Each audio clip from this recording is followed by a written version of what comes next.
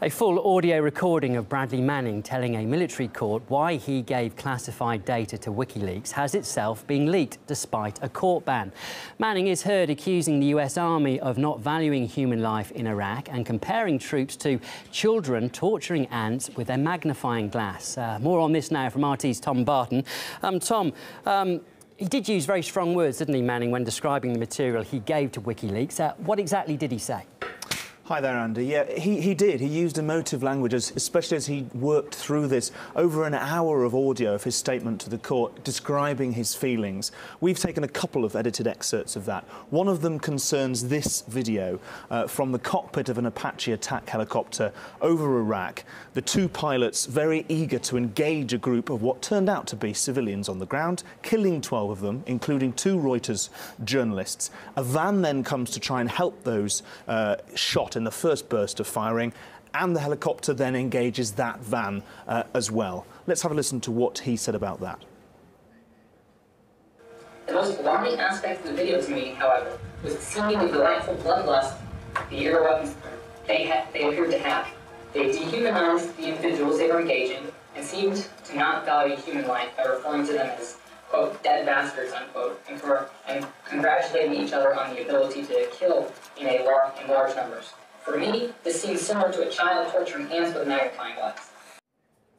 Bradley Manning was shocked by what he saw in that video. In 2010, he took the decision to upload hundreds of thousands of documents onto the internet that were then released by WikiLeaks. Now, what he said isn't new, is it, in the respect that there was a full transcript when he said it in court, but this is the first time we've heard him say it. Why is that? How has this happened? And what difference do you think that might make to the case, if any?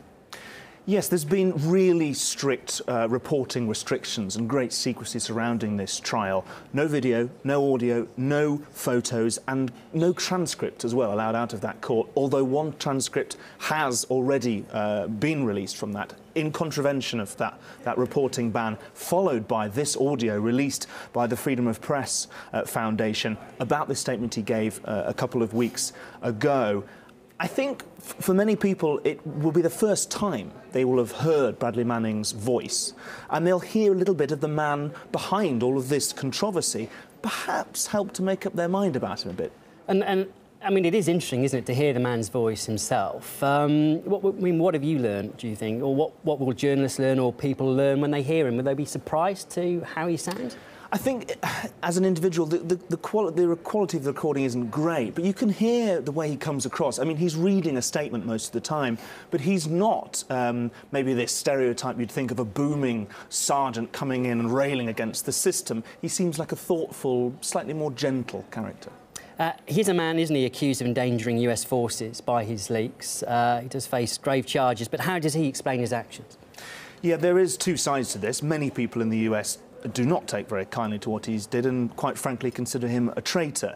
As for him, he has said that when seeing videos like we saw and seeing many other things like the covering up of human rights abuses and civilian casualties, he really started to question what the wars in Afghanistan and Iraq were all about. And that helped to push him to this decision. He tried official whistleblowing through the army. He was rebuffed, he says, and then he decided to go and leak this information, as he explains.